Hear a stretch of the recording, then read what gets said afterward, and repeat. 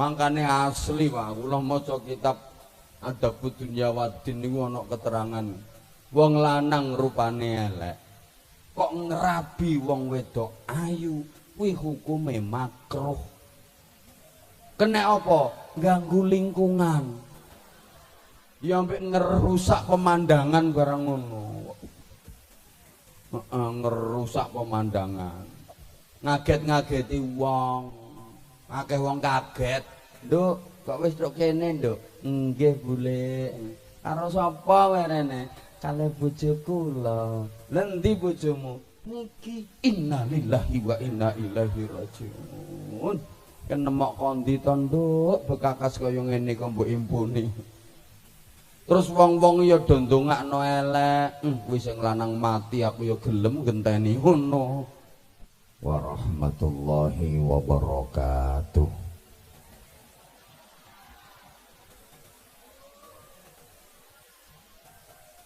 Bismillahirrahmanirrahim. Alhamdulillahi rabbil alamin wa kafa. Alladzi an'ama alaina wa hada. Wassalatu wassalamu ala nabiyil mustafa Sayyidina wa maulana Muhammadin al-mujtaba wal muqtafa wa ala alihi wa ashabihi ahli sidqi wal wafa. Subhanaka la ilma lana illa ma 'allamtana innaka antal alimul hakim. Rabbi shrah li sadri wa yassir li amri wahlul 'uqdatam min lisani yafqahu qawli waj'al li waziran min ahli. Rabbana la tuzigh qulubana ba'da idh hadaitana wa hab lana min ladunka rahmah innaka antal wahhab. Amma ba'd. Ashabal fudala, ulama anal kurama, para alim, bapak-bapak kiai, ibu-ibu nyai, masyayikh, asatid, para sesepuh yang kita ta'zimi, yang kita mohonkan pangestu dan doa, segenap pengurus Jam'iyah Nahdlatul Ulama, mulai tingkat cabang, majelis wakil cabang, ranting-ranting dari jajaran syuriah, tanfidiyah, kelembagaan dan banom-banomnya yang kita hormati, pejabat pemerintah, forum komunikasi pimpinan kecamatan, Pak Camat, Pak Kapolsek, Pak Dan Ramil, berikut para anggota TNI Polri yang berkontribusi membantu pengamanan majelis malam hari ini yang kita hormati dan kita ucapkan terima kasih. Sahabat-sahabat Gerakan Pemuda Ansor, sahabat-sahabat Banser yang kita banggakan, segenap takmir Masjid Al-Falah, adik-adik remaja masjid, konco-konco panitia, bapak, ibu, para jamaah, keberadaan Masjid Al-Falah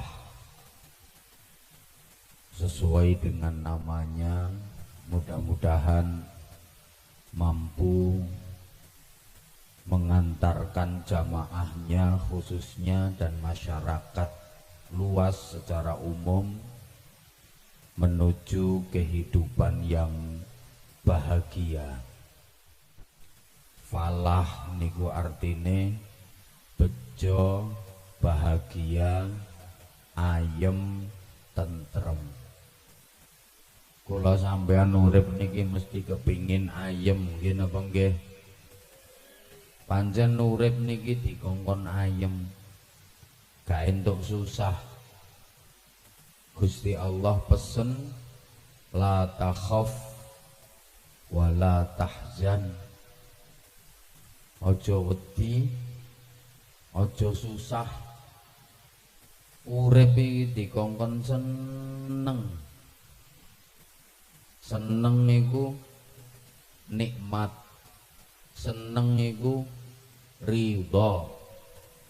Seneng iku sehat. Mulane akeh wong awet sehat mergo atine seneng. Sebalike susah iku gak trimo, susah iku gak ridho, susah iku gak lega, susah iku lara. Mulane akeh wong lara-laranen mergo atine susah. Buat apa susah, buat apa susah-susah itu. Lah sing bener ya di sini senang, di sana, di mana-mana. Pancene urip dikongkon seneng. Wong iku nek uripe seneng, sak lawase dadi wong seneng. No donya seneng, no alam barzah seneng, no akhirat ya seneng. Wong nek uripe susah, sak lawase dadi wong susah. No donya susah, no alam barzah susah, no akhirat ya susah. Kok kaya ana sing ngarep protes ngono modele.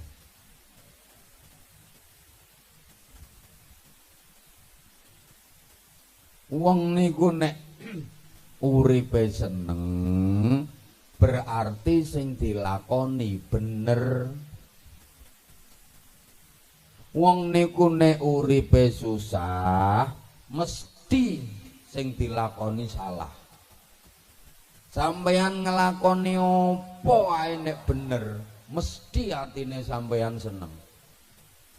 Sampeyan ngelakoni opo ae nek salah, elek, mesti atine sampeyan susah. Allahumma sholli ala Muhammad. Nah, kebiasaan urip ten donya niku kegawa nganti tekan akhirat. Sapa sing ngomong? Kanjeng Nabi sing dawuh, inna ahlal ma'rufi fid dunya hum ahlul ma'ruf fil akhirah. Sak temene wong sing ahli kebagusan nang donya, ya wong-wong iku sok dadi ahli kebagusan nang akhirat. Sebalike wa inna ahlal munkari fid dunya hum ahlul munkari fil akhirah. Wong sing nang donya kok ahli kemungkaran, ahli elek, sok no akhirat ya dadi ahli kemungkaran, dadi ahli elek. Mulane wong nang donya kok ngamukan, murang-muringan, nesunan, ra entuk mlebu swarga, malah ngingeti sing nyuguhi ngombe kok.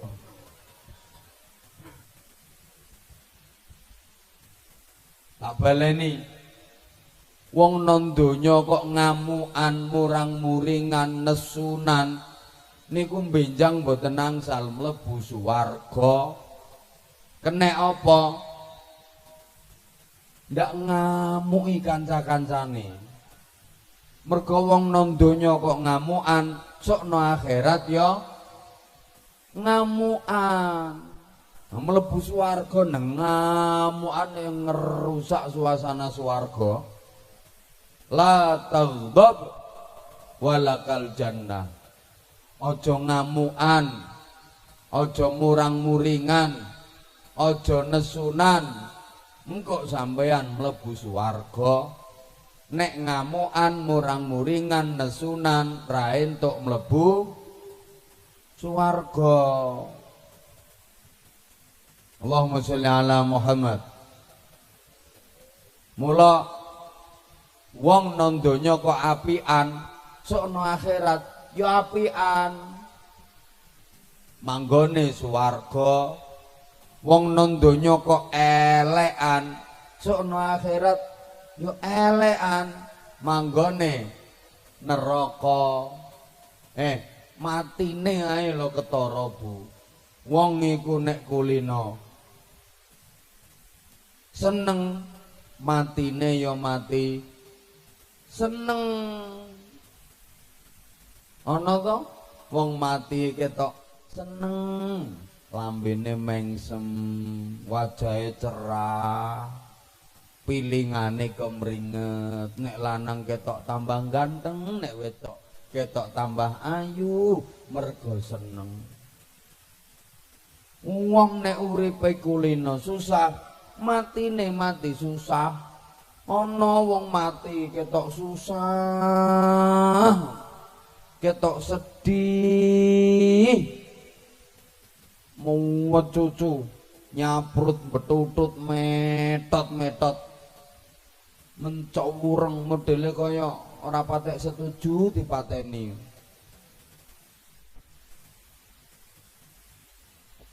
Nah saiki sampeyan lek pengen bahagia, pengen seneng, pengen ayem, ana resepe.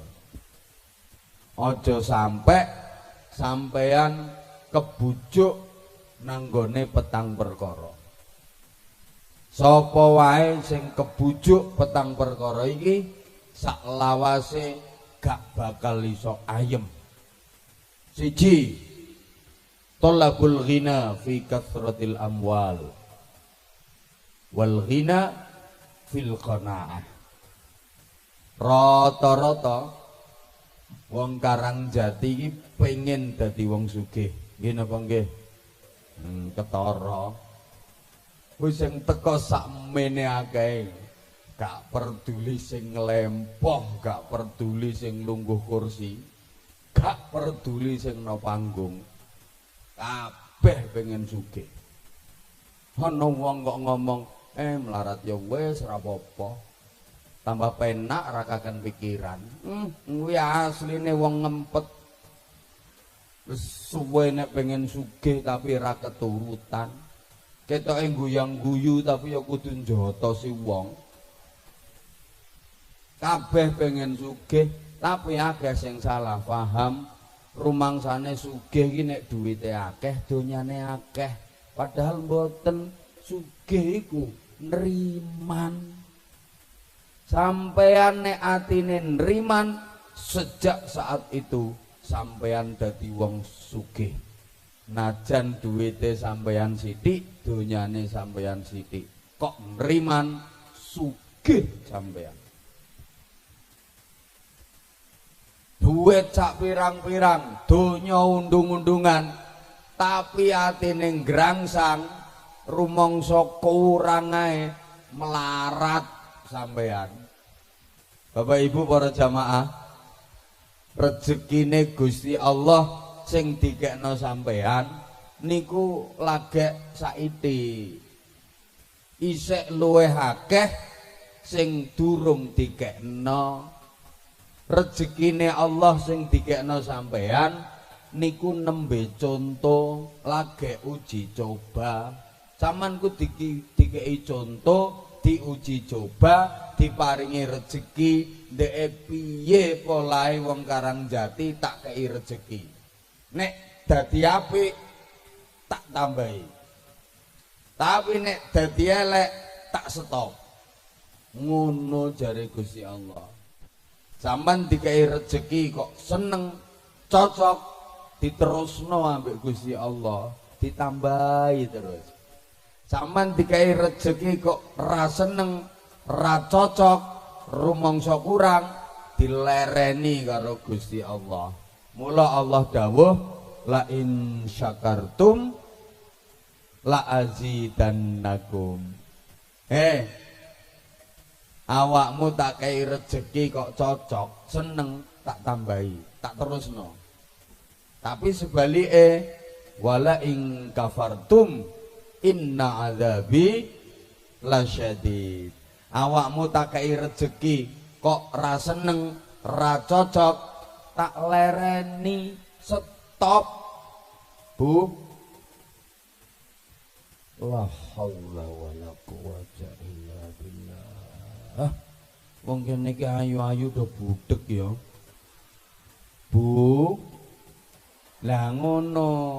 Sampan misale gawekno jajan anak, terus anak sampan seneng nang cocok, sampan gawekno melih napa mboten? Nggih, wong anake seneng cocok kok gawekno neh. Terus sampan misale gawekno jajan anak, lah kok anake ra seneng, ra cocok, diora tarit jajane. Gawekno meneh napa mboten? Mboten, ora cocok. Gusti Allah ya ngono. Sampeyan dikai rezeki karo Gusti Allah kok seneng, cocok, gawekno neh karo Gusti Allah. Dikai neh, terus dikai.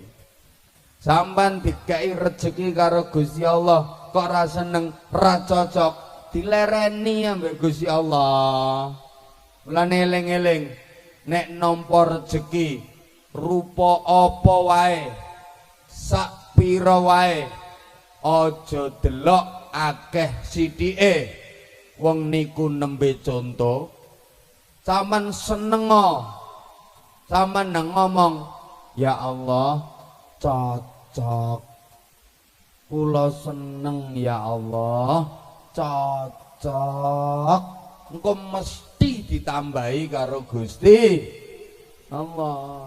Lah sampean diparingi rezeki kok lah kok ngene, lah kok mau sakmene, wong bandane sakmono kae oleh kok sakmene, berarti lak ra cocok to kuwi, leren.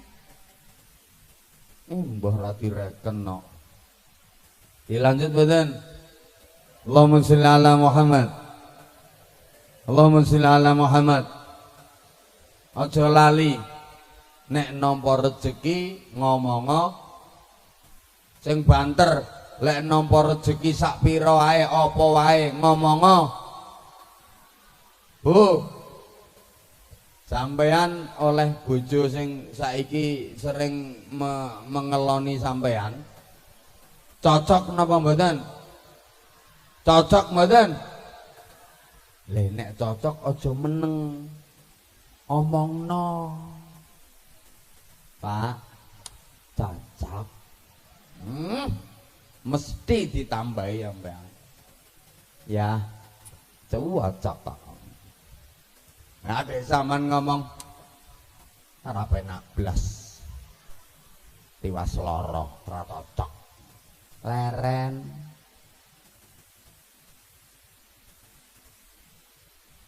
Apane sing apal?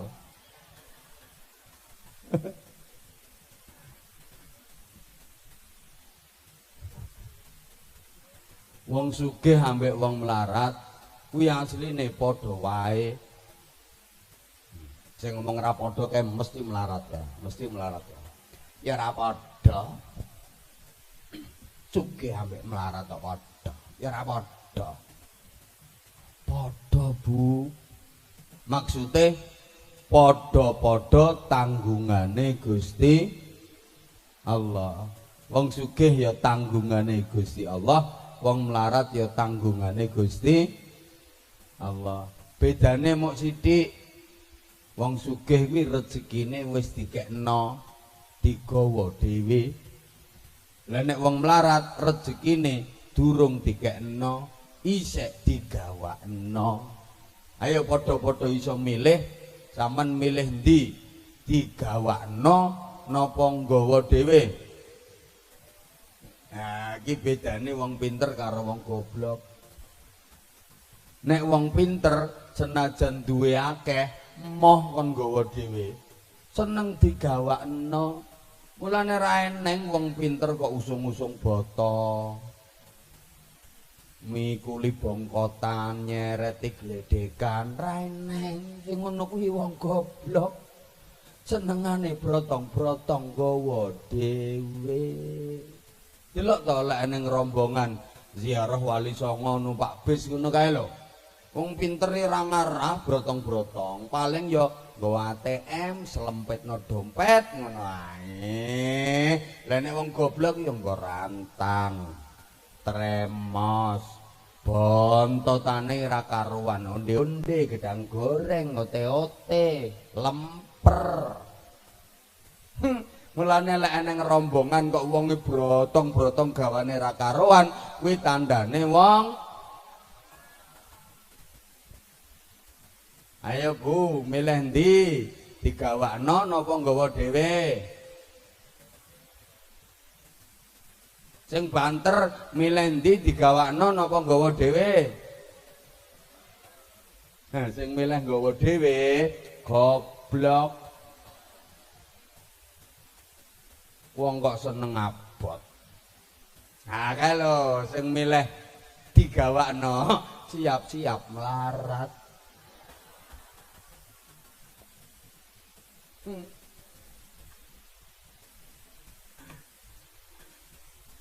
Pon nomor loro, taman aja nganti kebujuk. Talabur rahah fi kasratil a'mal war rahah fil iqtisad. Rata-rata wong urip niku pengen enteng. Nggih napa nggih? Taman pengen urip abot. Kok ora semangat. Taman pengen urip abot. Pengen enteng to nggih. Tapi akeh sing salah paham wong Karang Jati iki. Rumangsane urip enteng iki nek banyak bisnis. Banyak usaha.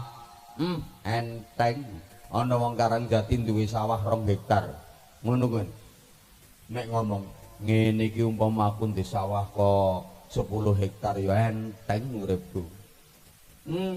Rumangsane sawahe tambah ombo, uripe tambah ya ora ngreken aku wong masih banser sing gantian kuwi. Rumangsane nek sawahe tambah ombo, uripe tambah enteng. Salah. Sawah tambah ombo, uripe tambah abot. Delok tanggamu sing sawahe ombo nang digarap dhewe. Raine nganti kaya galengan. Rupane kaya grogalan ya perkara sawah. Rasa guyu tambah abot. Eneng neh sing ngomonge, wong duwe sapi 5 wisan.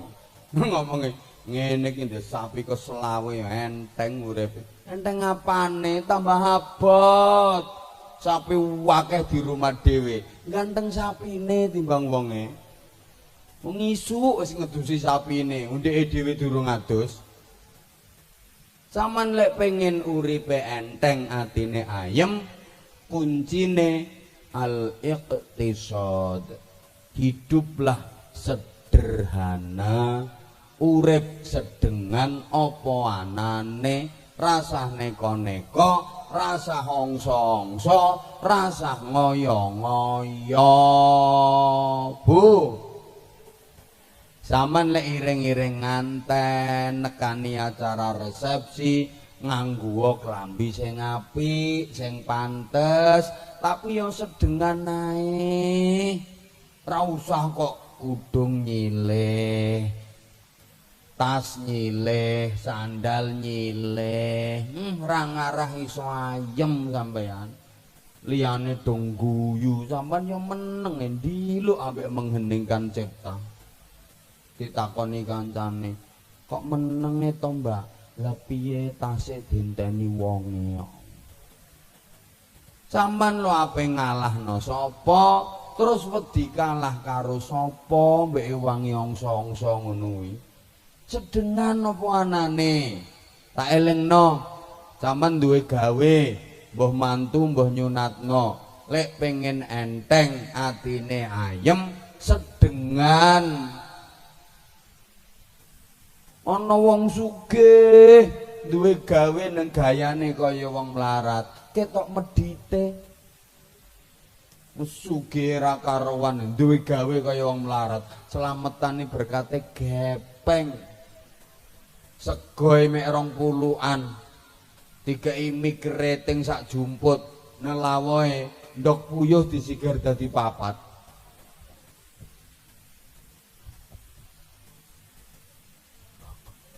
Ana wong melarat duwe gawe nang gayane kaya wong sugih. Bar duwe gawe mesti gering. Ora kena dijak omong. Piye, Kang? Sing buah akeh, Kang. Aja ngomong. Pecah ndasku. Angkrut sak pirang-pirang. Ora ning sing menyang kok. Salahe angsa-angsa. Sedengan. Nggih. Rungokno. Enek wong melarat besanan karo wong sugih. Kuwi ya ora dosa. Mboten napa-napa. Oleh-oleh ae. Tapi suwe-suwe ya ngempet. Wong melarat ambi wong sugih iki omongane ra padha. Bahasane seje. Sing sugih iki bahasane pabrik, perusahaan, mobil keluaran terbaru, ATM lho. Sing melarat iki bahasane ya gembili, telo, menyok, ganyong, jengkerut, godhong kates. Mangkane ra nyambung. Mulane enek wong lungguh jejer sak besane ra iso ngomong, meneng. Soale alame ora padha. Sing siji alam tara, sijine alam nasrah. Rumangsamu ndek besan sugih nang penak. Penake cah ndek besan sugih. Penak apa? Ape dolan nome besane ra iso mlebu omahe.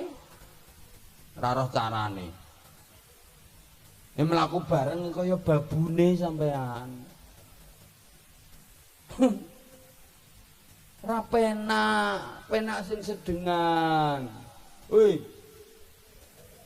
Joko-joko kae rungokno sing jomblo urung rabi. Pengen rabi yo milih cah wedok sing mbok senengi. Tapi yo ngaca dhisik rupamu iki nomor pira. Nang cah lanang rupane elek sing diuber-uberi cah wedok ayu. Ya ora apa-apa niku ya ora dosa, tapi ya megelno sing ngeterno nglamar. Bolak-balik ditolak.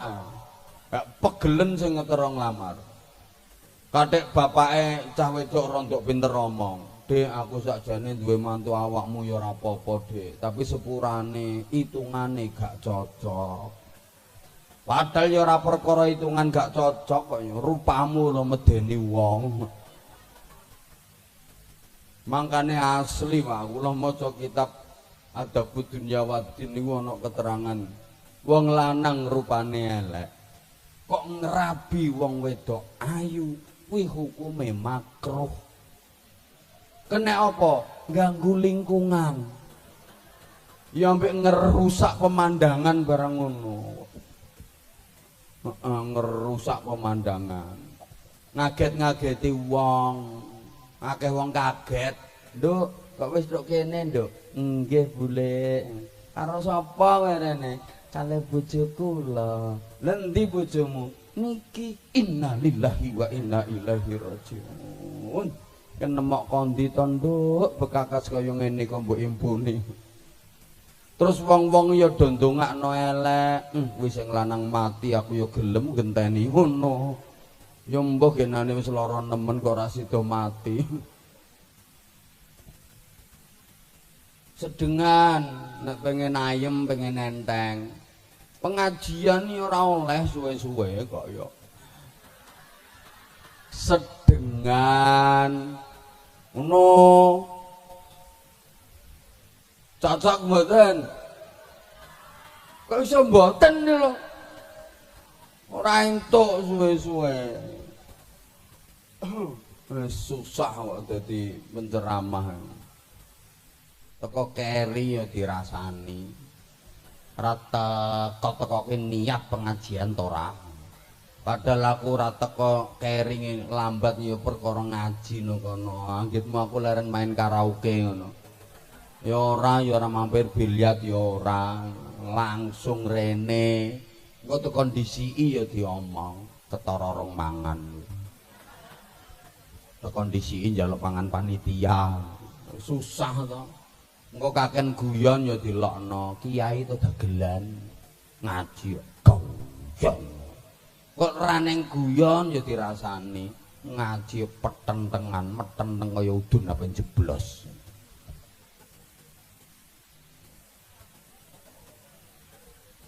Ngaji suwi ngono ku ya diomong. Apa cah ngaji mekohno wong. Ra barbar kono penak lungguh kursi empuk. Kene sing sembujung, sing delocor, sing medongkrong, gringgingen bokong panas, rumangsane sesuk ora mergawe to piye ora wis. Sedelok ya diomong. Ngaji ra tenanan, kaya pitik nelek cret tinggal mulai. Taran nitik sangut tok. Kowe kok kluyar-kluyur wong loro ki apa to jane? Kaya wong penting-penting wae. Kuwi jenenge ganggu pemandangan nih yang ngono kuwi. Tambah diimboi sakmene akeh. Allah ya Karim, ya Karim.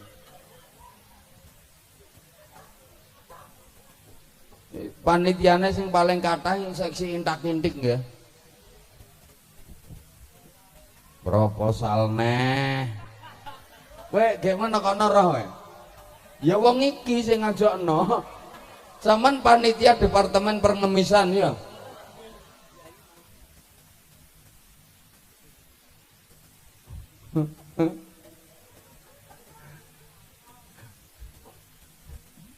Emang sing njaluk ya wong iki.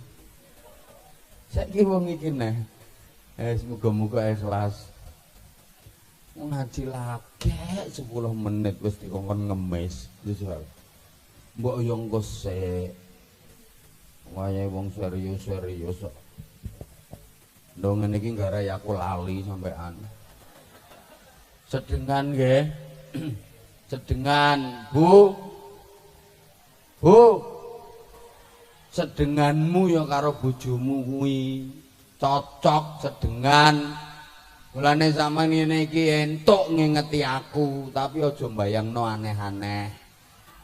Engko nang bayangno ngene. Bojoku kok orang ganteng kaya kiai kuwi ngono. Ora sedengan. Kok ya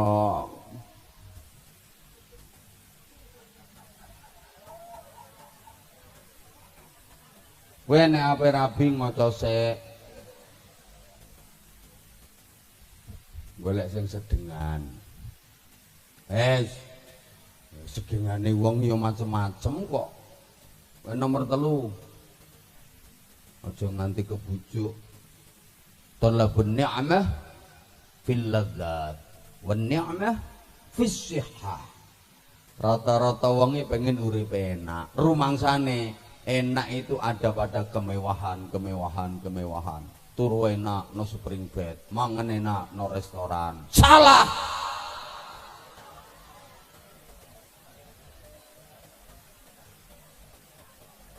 Aku ya kaget lagi 10 menit itu ingin ya. Aku gak yang balas. Piye carane wong-wong do kaget.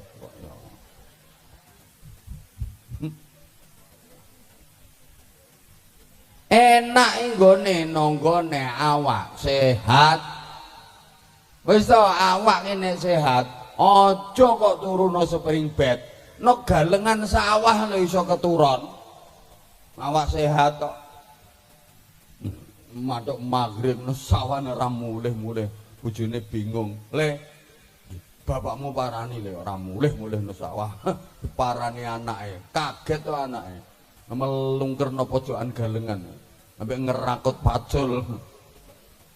Awak nek sehat timbokno galengan sawah lho iso turu. Ngono lho. Bu. Yang penting sehat nggih. Nggih. Bapak sehat nggih, Bapak nggih? Alhamdulillah pandeminya sudah lewat. Wis saiki kari sehat kabeh.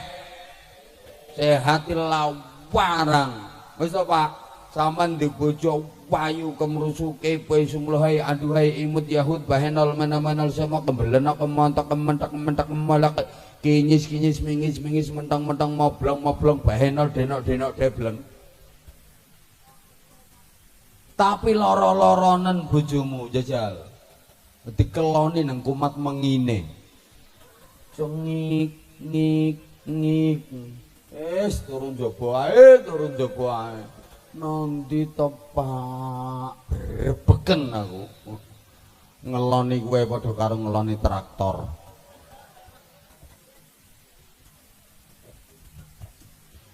Zaman ayo ngono to, Bu. Jajal. Sama di bojong gempanteng gagah gede dhuwur nang lara-laranen diobat abitno meneng. Mosok dioncatan citra karwan kok ora ana sing ngungkil-ungkil babar pisan. Melek le ora. Bingung to, iki urip to mati yo. Mulane sehat dilarang. Nah iki rungokno resepe sehat. Kula niki disanjangi dokter. Jarene dokter rata-rata penyakite menungso teko 3 perkara. Ana penyakit mergo turunan. Namanya genetik. Ana penyakit mergo keliru mangan. Namanya alergi. Nah alergi iki ana luar ana dalem. Terus ana meneh penyakit mergo pikiran. Terus diteliti ambek dokter-dokter niku penyakit mergo turunan niku mek 10%. Lah nek sampean rasa kuwatir bapake lara ibuke lara terus mesti nurun nggone anake. Mboten. Wong kemungkinane mek 10%. Kadang ape besanan ra sida le batalno urungno. Aja besanan ambek kuwi. Cah kuwi apa mbopek mantu. Kuwi pakane kencing manis. Anake mesti kencing kecut kuwi. Ora. Kok kowe guyu apa kok ngik-ngik lemu guyu. Nek iki kencing pahit iki lho. Le ngono. Penyakit mergo keliru mangan niku 15%. Penyakit mergo pikiran niku 75%. Dadi akeh wong gering, akeh wong lara kuwi ora mergo turunan, ora mergo keliru mangan, tapi mergo pikiran. Wong niku nek kakehan pikiran, Bu, sarape kaku, gampang mati. Le dikandani kok sarap kaku ya akhirnya terus dengkul linu, gulu ra kenek diuntir, angop ra iso balik. Le sampean tahu suntik ora? Iki kok ora jawab to. Sampean nate suntik mboten? Nate disuntik dokter napa mantri napa bidan niku lho. Titeni yo. Dokter, mantri, bidan kowe nek arep nyontek wong mesti wonge dijak omong-omong sik ambek diguyoni. Sampeyan daleme pundi, Bu? Karangjati, Pak Dokter. Karangjati. Sing genane enten pengajian Anwar Zahid nika. Nggih, usung-usung panganan.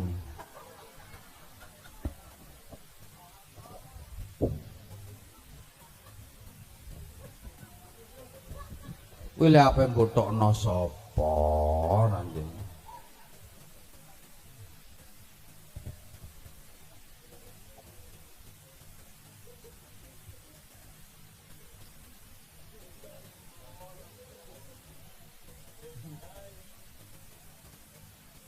Wis jarno sponsor.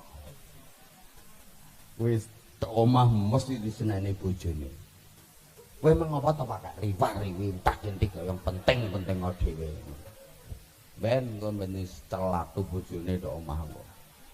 Halo. Tak baleni, Bu. Diteni kok. Dokter endi ae? Nyontek wonge mesti wonge dijak omong-omong sik, ambek diguyoni. Sampeyan daleme pundi, Bu? Karangjati, Pak Dokter. Karangjati. Sing genane nang pengajian kae. Nggih. Putrane pinten, Bu? Ambek diisik-isik bokonge. Nganggo kapas niku lho sing rasane adem nyes-nyes kuwi lho. Ambek diisik-isik bokonge. Putrane pinten, Bu? 7, Pak Dokter. Lho, kok akeh? Nggih. Cus. Dokter mantri ape nyontek wong ngenteni wonge. Cus. Kena apa kok ngenteni ngono? Wong kuwi nek guyu atine seneng, sarape kendo, bokonge gembuk. Suntik-suntikane penak. Cus. Obat mlebu rata sak kujur awak dadi tamba penyakite waras. Lah nek wong nyaprut betutut mencureng kuwi sarape kaku, bokonge atos, suntik-suntikane alot, dipeksoi kadang jarume bengkong. Akhire doktere nganggo tangan loro kretek-kretek cetok. Obat mlebu tapi ra iso rata sak kujur awak, ra waras penyakite. Lah saraf kaku utawa lemes kuwi tengerane no bokong. Mulane delok to, wong wedok lemu kapan guyu bokonge lak mobat mabet.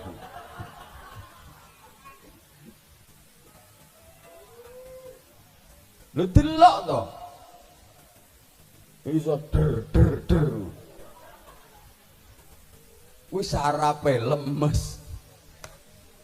Ra ngandel ya wis. Iki ilmune dokter kok. Wes. Terus lho ya.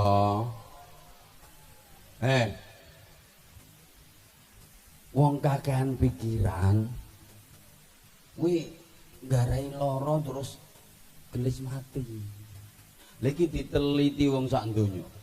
Wong lanang ambek wong wedok kuwi rata-rata matine dhisik wong lanang.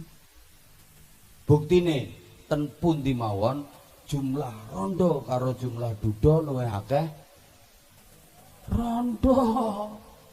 Sing lanang wis do mati. Kena apa? Ngene tak urut ya. Ekonomi mundak meningkat. Butuhane wong tambah akeh, kepinginane tambah akeh. Wong lanang duwe kepinginan, wong wedok yo duwe kepinginan. Nggih napa nggih? Lah saiki wong lanang ambek wong wedok iki pinginane kathah pundi? Akeh wong wedok. Wong lanang duwe kopiah siji, cukup. Wong wedok duwe kudung siji, kurang. Wong lanang duwe sandal siji, cukup. Wong wedok duwe sandal siji, kurang. Lah wong lanang kuwi seneng mikir, gak pati seneng ngomong. Lek wong wedok seneng ngomong, ora pati seneng mikir. Nek wong lanang kan seneng mikir, lali. Nek kakean mikir, kuwi garai gelis mati. Tapi nek kakean ngomong, biasa ora apa-apa. Umpama kakean ngomong iki garai gelis mati, guru-guru TK wis do mati kabeh.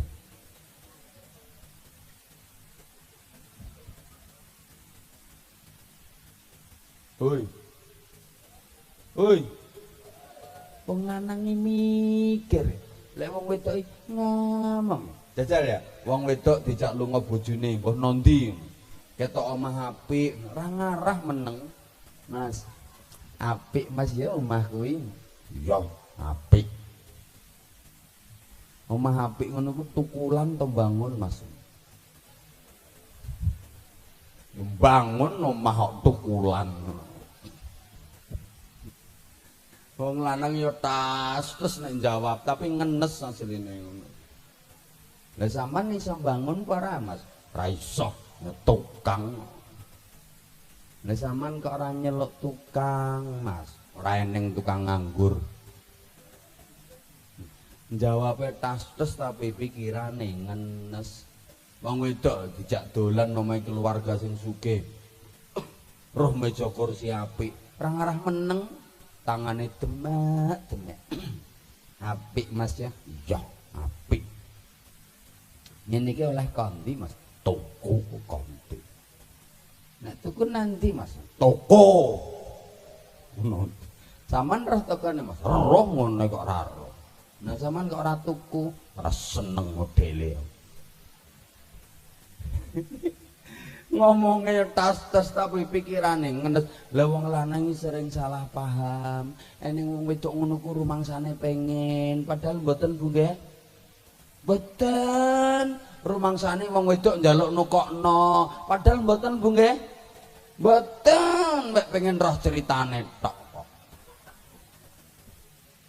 Ya tunggale wong wedok no pasar demak eneng klambi apik kok demak ngono ku rumangsane wong lanang pengen padahal mboten Bu nggih. Mboten pengen ngerti kaine piye ngono tok. Lah wong lanang terus mikir akhire sarape kaku meneng terus mati.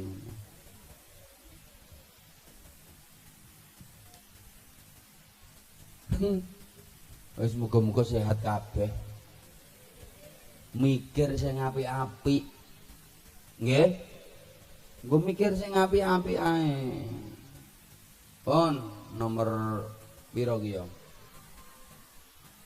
4. 1 2 3 4. Talab rizqa fil ard war rizqu fis sama. Wonge pengen rezekine akeh, tapi akeh sing keliru, rumangsane rezeki ki no bumi. Padahal rezeki kuwi no langit. Mesti salah paham iki. Aku kok ora tau dicebloki dhuwit. Jene rezeki no langit.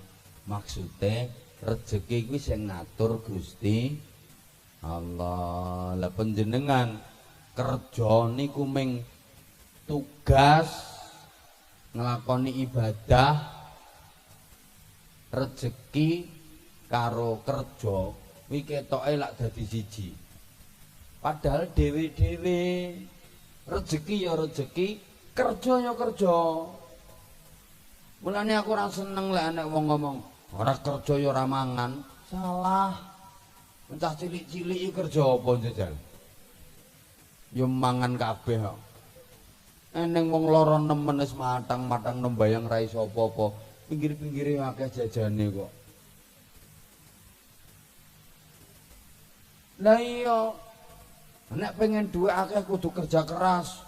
Ora gelem kerja keras, ora ngarah oleh duwe akeh. Ya salah. Eneng wong kerja keras oleh duwekmu sakthik.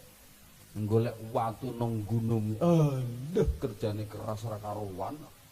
Nabangi kayu kerja keras ora karuan, usung-usung nyunggi guluk-gulukno pasar kerja keras ora karuan, ngedos kerja keras ora karuan, Ngono ku sedina paling oleh 100.000 200.000. Ana kerjane ra keras blas, lungguh nyekeli mik ambek ngoceh sak jam ngono ae.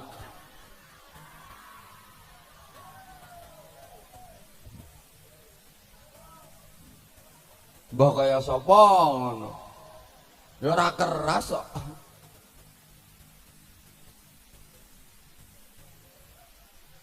Kerja itu tugasé menungso, rezeki sing ngatur Gusti Allah. Wis dindum karo Gusti Allah. Ngono lho. Wong kadang yang kerja sama yang enggak kerja itu rezekinya banyak, yang enggak kerja. Yang kerja bapak, petentengan gak karuan. Begitu dapat duit, yang nerima duit ibu, yang belanjano duit, yang ngentekno duit. Lah iya. Kerja ibadah, rezeki jatah. Wes. Jenenge jatah ya ana sing dijatah akeh dadi wong sugih, ana sing dijatah sithik dadi wong melarat. Wis ditaker karo Gusti Allah. Nek sampean misalnya kok ditakdir miskin, ya pancen takeranmu miskin kuwi. Umpama didadekno sugih, ra kuat keberkan donya, tambah pilek sampean. Mung pancen pasmu ya melarat ngono kuwi. Soalnya apa? Sampean lek sugih elek sampean. Wong sik melarate endelmu ngono. Ndahne sugih tambah kaya apa? Wong sak desa dituku kabeh. Bathuke dibandroli kabeh. Ngono lho. Rezeki iki padha karo ukurane BH kuwi lho, Bu. Lho wong wedok ana sing ukuran BH nomor 36, ya ana sing nomor 58. Wong ukuran BH nomor 36, pase ya nganggo BH nomor 36 digawe iso sek enak ngene ya ora obah. Pas kok. Lah nek ukuran BH-ne nomor 58, pase ya nganggo nomor 58. Ngono lho, wis ana ukurane kok. Lha wong BH mestine nomor 58, lha dinggone BH nomor 36. Ya ketutupan pentile tok.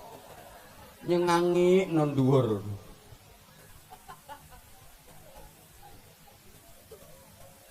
Apa maneh wong BH-ne mestine nomor 36 nganggo sing nomor 58 brosot.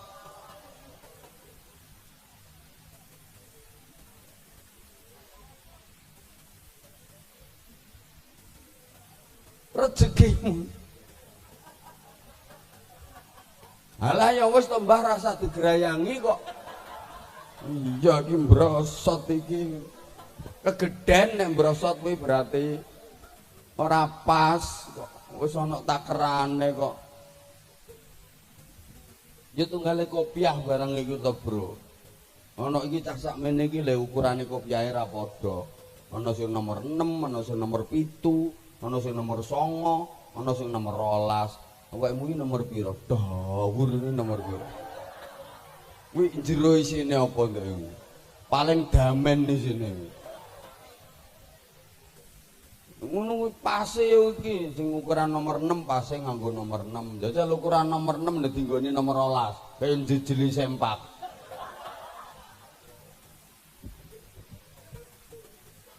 Rezeki ya wis ngono kuwi, ana sing dalane rezeki dadi polisi, ana sing dalane rezeki nginceng kaya wong kuwi. Lah loro iki lho, tukang nginceng-nginceng.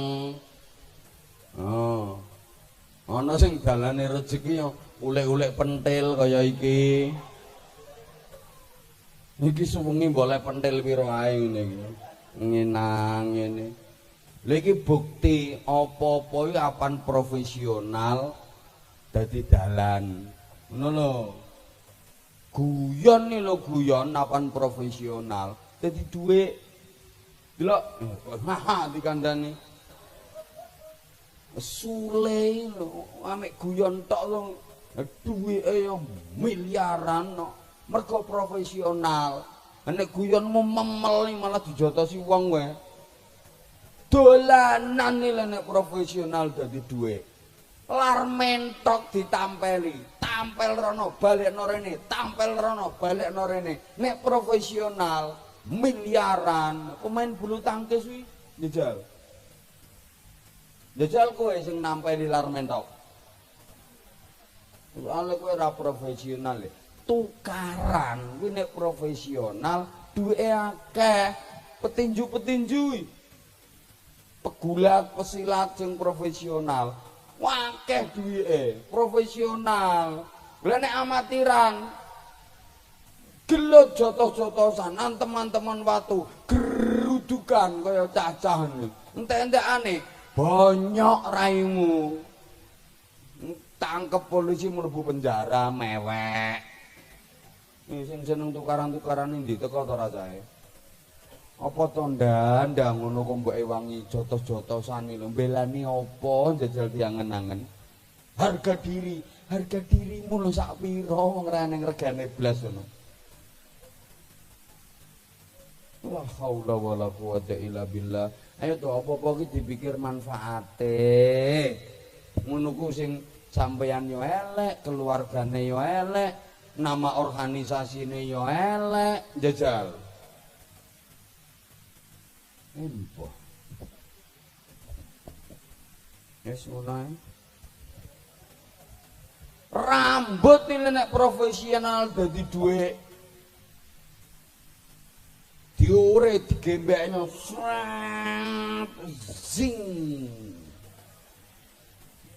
Head and shoulder. Dadi duit mergo rambutnya profesional. Nek rambutmu kaya rambutnya jagung. Kena pegeringan misal meripat profesional jadi duit lebih tukang syuting wi bondong ini jadi duit cangkem ini profesional yo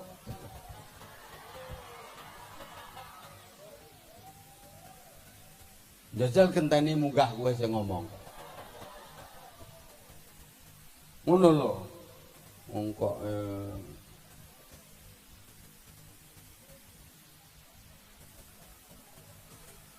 wes lap iya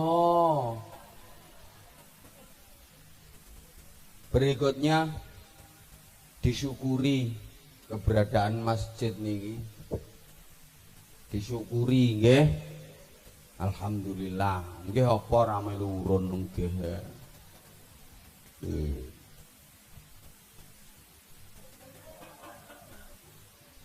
niki laboratorium rohani.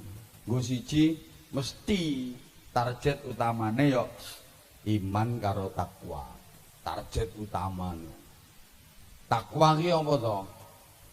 Sering disampaikne kalih khotib-khotib nika. Imtithalul awamir wajtinabun nawahi. Nglakoni perintah ninggalno cegah. Nglakoni perintah ninggalno larangan. Pokoknya perintah dilakoni, larangan ditinggal. Kudu karo-karone jenenge takwa. Yo nglakoni perintah, yo ninggal larangan. Ora mek salah siji tok. Perintah dilakoni, larangan ora ditinggal, mboten takwa. Larangan ditinggal, perintah ra dilakoni mboten takwa.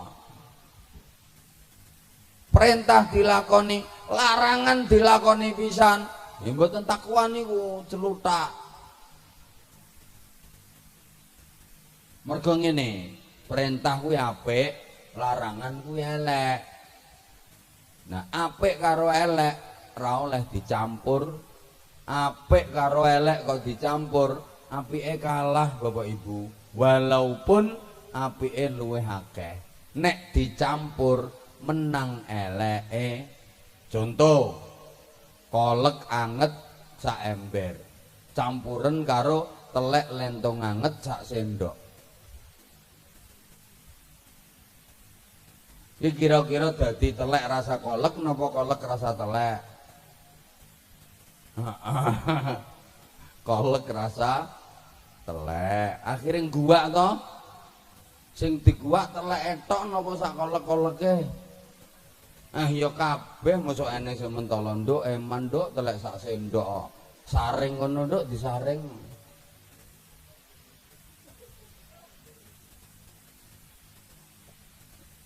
Pokoke nek sing nglakoni apik sing elek kudu ditinggal ngono lho. Dadi wong iki guyang-guyu to ndan, Kapolseke guyu e.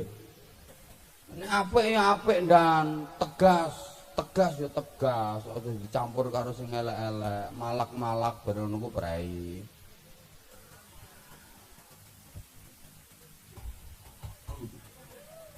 Apik kok Kapolseke niki top, top.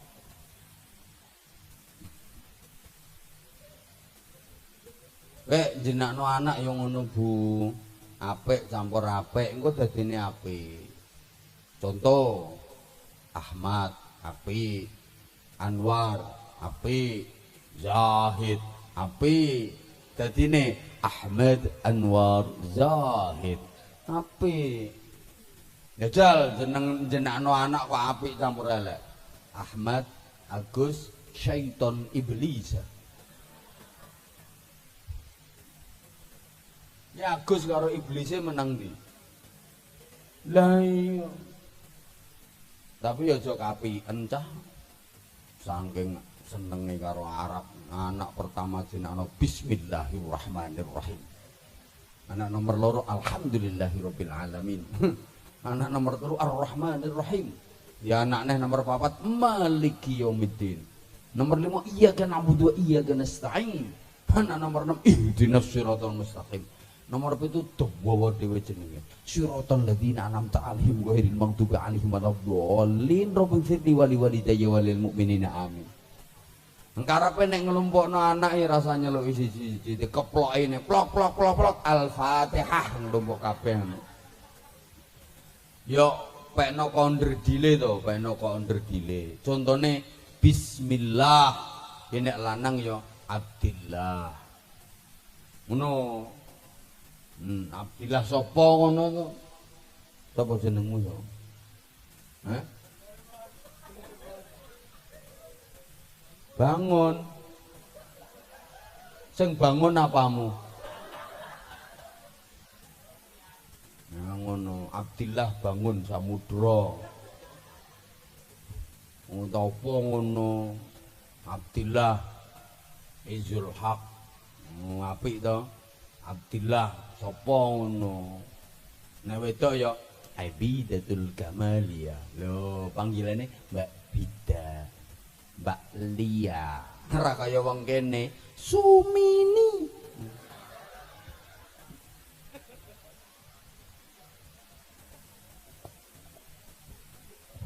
Ar-Rahman, nek lanang ya Fathur Rahman, Abdur Rahman, Khalilur Rahman. Wedok ya Nailis Sa'adatir Rahmaniyah. Ini panggilannya kok Mbak Nelly, Mbak Ada, Mbak Nia. Pantes dong? Iya dong? Ini panggilannya kan ngatemi.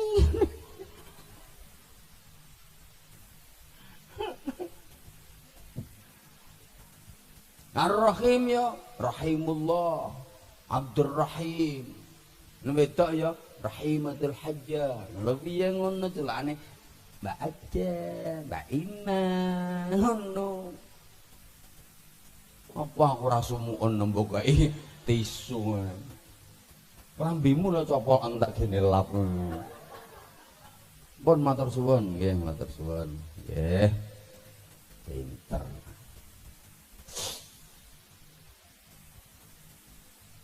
Oh iya lali aku nang iki.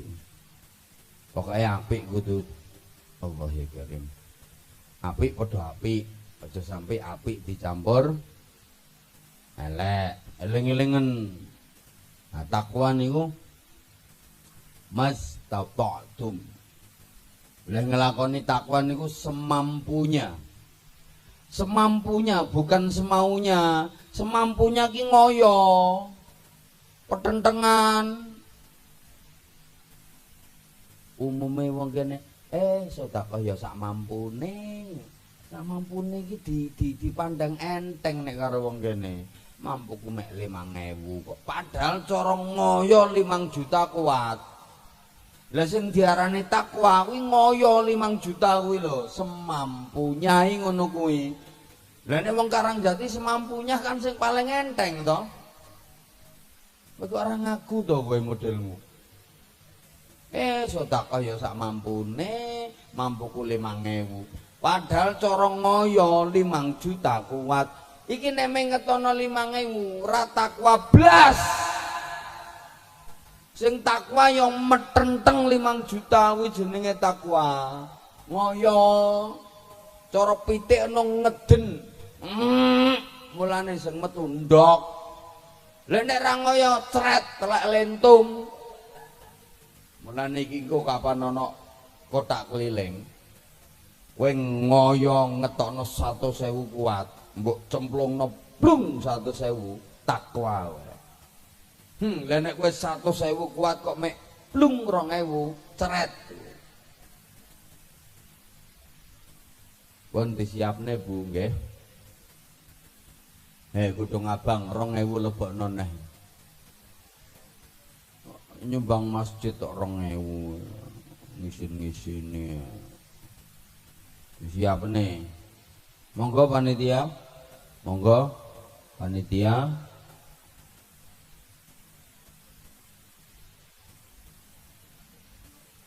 Lho, giliran diceluk ra neng sing teka. Ra diceluk riwar iki. Allahumma sholli ala Muhammad. Panitia sing telaten nggih, aja nganti ana sing kliwatan. Pokoke aja nganti ana sing kliwatan. Le, kae ape mulih kae. Balik. Balik wayahe infak mulih tok omah anyang-anyangen wae. Panitia sik rungokno omonganku. Jenengan sing telaten, aja nganti ana sing kliwatan. Pokoke kapan urung nyemplungi tunggoni ya. Sampai ngekei.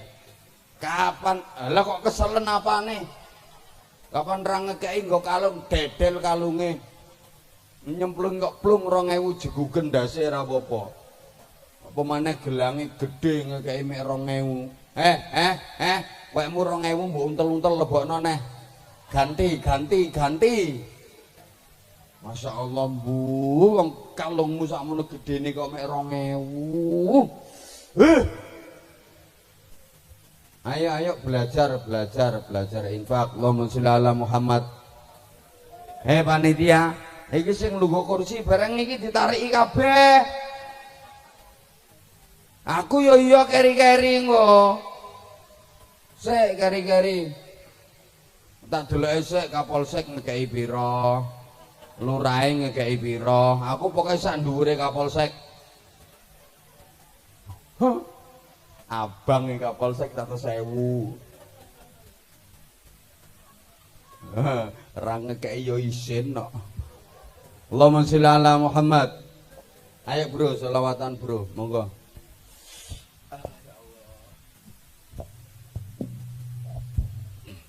Allahumma sholli ala Muhammad. Matur suwun jariyah panjenengan dadosa amal ingkang ganjaranipun terus mili ngantos yaumil qiyamah. Rasa banter-banterne amin mek 2.000 Pak. Wis Bu, rasa digetuni ngetone 5.000 leh mulenger-lenger kok. Pun kula terusaken tibake wong Karangjati iki gagah-gagah wedine karo kotak amal. Niku sing do minggat mau begitu kotak amal diubengne malah do tangi mulih karo gremeng. Ngene iki pengajian aku ras seneng. Neng wong ngemise barang. Pun kula terus nih. Bareng kotake diubengne do mulih. Sing medhit-medhit. Insyaallah sing kerina kene iki jumlahe wong lomo. Nah wong lomo kuwi calon penduduk swarga. Salah satu tandane penduduk swarga niku alladzina yunfiquna fis-sarra'i wadh-dharra. Seneng infak, sedekah di waktu longgar maupun kepepet, di waktu seneng maupun susah, di waktu sugih maupun melarat, di waktu sehat maupun sakit. Sehat ya sedekah, sakit ya sedekah. Soalnya enek wong sedekah ngenteni lara ngono kuwi enek. Waras ora tau slametan. Bareng lara bancaan slametan tangga-tanggane diundang. Sampai tangga-tanggane do niteni. Wis suwe ya ora gering. Mergo suwe ra bancaan. Nah pun wong takwa niku nek kula ringkes maknane manut. Lah wong manut niku mesti bakal katut karo sing dinut. Sampeyan kok manut wong budalno pasar, mesti sampeyan katut tekan pasar. Ngono pasar kok desek-desekan, sampeyan yo katut desek-desekan. Nggih napa nggih? Ya Allah, mas-mas sampeyan kok manut ana wong budal ndelok dangdutan, sampeyan mesti katut tekan nggon dangdutan. Dene kono kok ana tawuran antem-anteman watu, sampeyan yo katut kena antem watu. Lah sampeyan kok manut wong budal nyang masjid arep sholat jamaah. Walaupun sampeyan janjane ora niat sholat jamaah, mesti sampeyan katut tekan masjid, kepeksa melu sholat jamaah. Wong manut mesti katut. Lah sampeyan lek manut Gusti Allah, sidi akeh mesti katut entuk cipratan kemuliaane Gusti Allah. Mula wong sing paling mulya iki wong takwa. Inna akramakum indallahi atqakum. Sesungguhnya semulia-mulia kalian di sisi Allah adalah yang paling takwa. Ngopo wong takwa kok dadi mulya? Mergo wong takwa manut Gusti Allah, mula katut kecipratan mulyane Gusti Allah. Paham ora ya? Woi. Mbah. Tak kei contoh meneh, umpama aku ki entuk undangan gubernur. Aku entuk undangan gubernur. Terus aku budal numpak mobil ning tengah dalan. Lah kok cah iki nyegat aku. Bah, apa nanti bah? Aku penekani undangane gubernur no kantor gubernuran. Melok bah. Sampai wajahnya melas. Akhirnya ya wis ora apa-apa, ayo takjak cah iki. Tak tumpakno mobilku. Tapi ya manggon guri, manggon ngarep ngerusak pemandangan. Ngono wis saweneng kok wis. Saweneng. Melok bareng karo aku.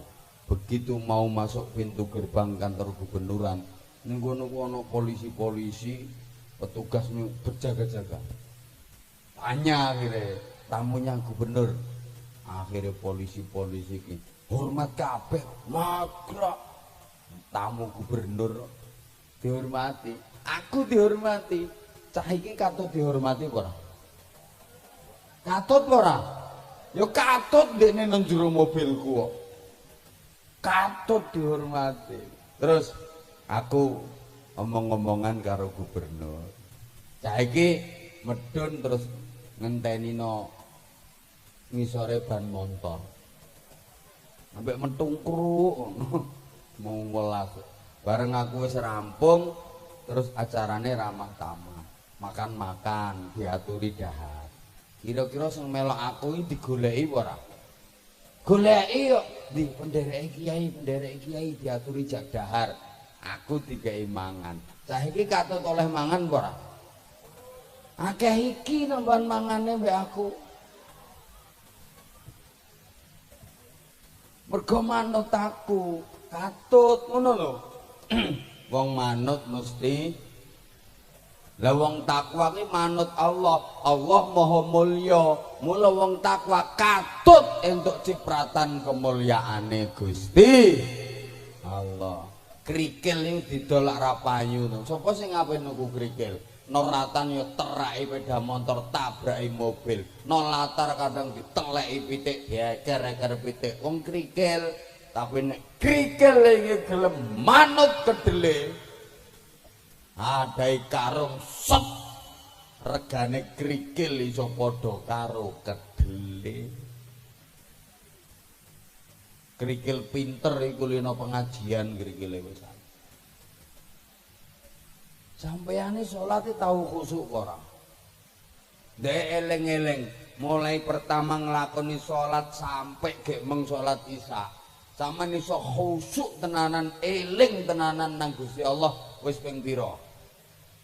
Ya belas kok. Pemane Kapolsek. Ya padha ambek aku ndan ngono lho. Woi. Woi. Mulane aja kemalan salat ijen. Nek salat elek ngono ora diterima ambek Gusti Allah. Piye carane? Nduselono masjid ngono lho, jamaah. Kok eneng sing khusuk siji ae, katut khusuk sampean. Lho ku lho penake jamaah ndusel ben katut apik. Ora ana sing khusuk blas ya kapan barisane lurus rapet ditulis khusuk kabeh. Pemene dadi makmum pop enak ra mikir. Makmum kan mek manut imam to. Imam ngadeg, ngadeg. Imam tangane diangkat, angkat ngene tok. Imame mbok petentengan Allahu Akbar. Makmum nyantai. Allahu Akbar. Engko imane metenteng ngono. Amin. Ngono tok. Iman merkungkung melok merkungkung, imam nyengongok melok nyengongok, imam delosor melok delosor, manut imam tangi manut tangi. Engko imame dolin makmum amin ngono tok. Ora mikir rukun penake masjid ana asline ta. Ngono ki no buku catatan amal ditulisi nama Sukadi, alamat Karangjati. Amal sholat berjamaah, keterangan khusyuk dalam kurung nunut. Genah. Oh yang ini ki malaikat nyatete borongan Bu. Mbok sampean ngaji sampai ngantuk duweh ganjarane dicatet padha karo sing ngene iki lho. Ngono lho. Apik apa anggitmu sing lungguh nang gone apa iki jenenge tenda ana kursine iki mesti luwih apik timbangane sing ngleset-ngleset ngono kae. Rung mesti. Lho, kadang sing lungguhno kursi ngene iki karo sing ngleset kae. Elek sing ngleset ndongsong-ndongsong kae. Lungguhno kursi nek urun mek trimo 20.000 ngono ya. Kalah karo sing ngono-ngono kae 50.000 ya Bu ya. Awas ya ciker tanganmu.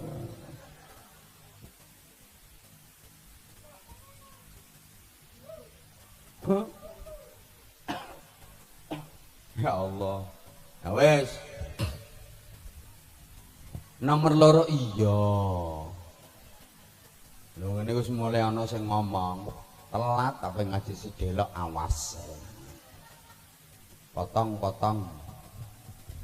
Nomor loro iman.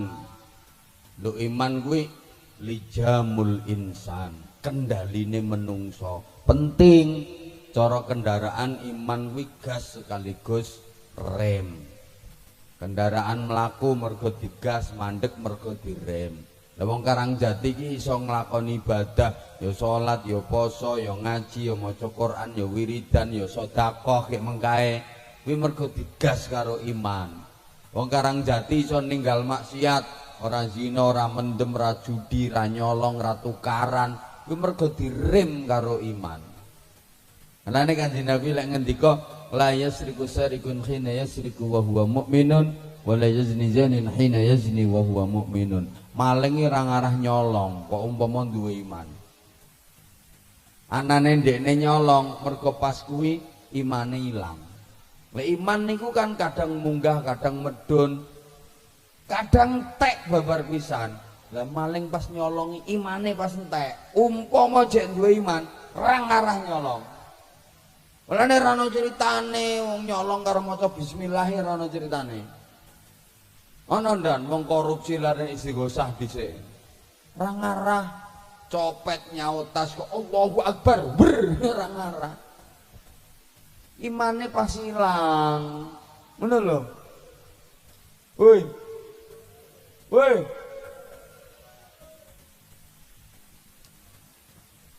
Wong ra ngira zina nek duwe iman.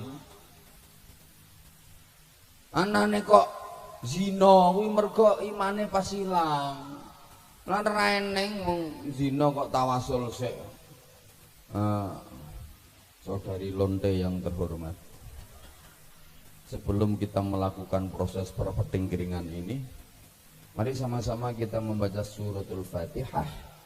Mudah-mudahan pertinggiringan kita dibarokai oleh Allah Subhanahu wa Ta'ala. Al-Fatihah. Jare malaikat terusno tak tungkak cangkemmu. Imane lho pas ilang. Nek jono imane ra ngarah nglakoni ngono kuwi. Kok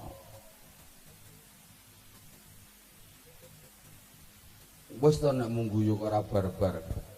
Kapanpun dimanapun asal pegangan iman mesti aman. Perawan-perawan, aja ilang imanmu.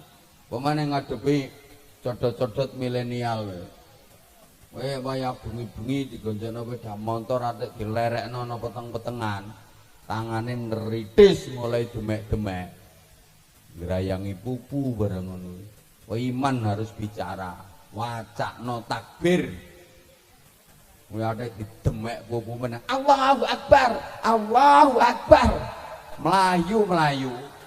Mesti melayu. Iki lho cahe nang kene iki lho. Mbok wacane Allahu Akbar, Allahu Akbar.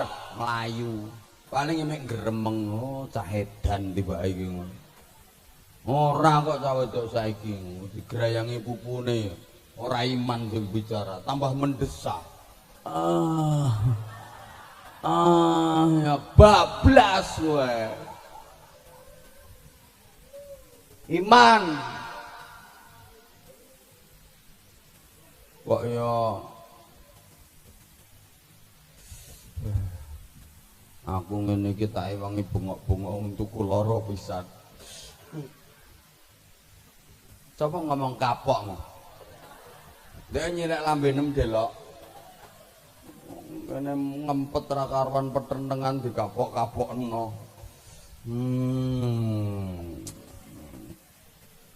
Iya wes. Nah saiki terus sing terakhir ya. Kok lho diomongi terakhir kok lho. Mengajak biar jam pira kene. Masjid iki kudu dadi sarana pemersatu. Coba toh, masjid ini simbol persaudaraan, persatuan. Dari manapun asalnya. Mbok jamaah wi dari arah timur, dari arah barat, dari arah selatan, dari arah utara ke masjid dengan tujuan yang sama. Ayo melu nyaut sama.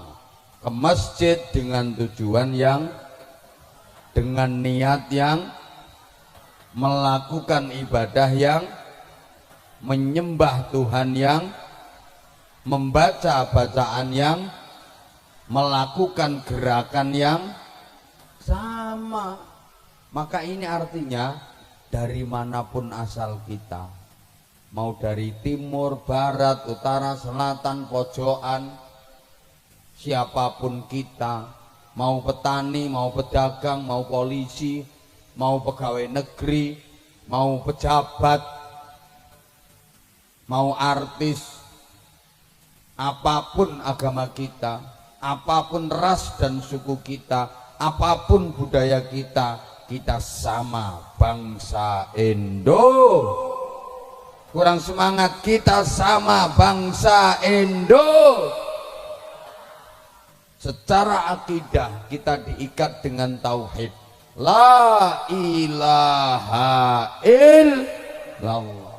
Secara kebangsaan dan kenegaraan kita diikat dengan komitmen untuk bersatu nusa, satu bangsa, satu bahasa Indonesia. No ngono. Woi. Woi.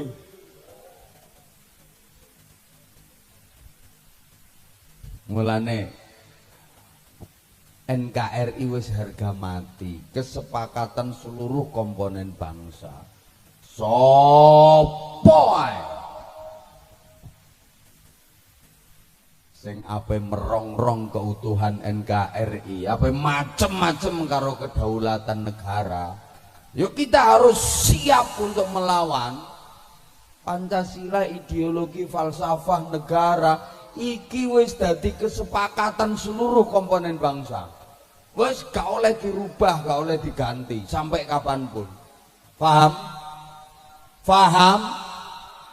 Loh, ini cinta tanah air ini bagian dari ibadah.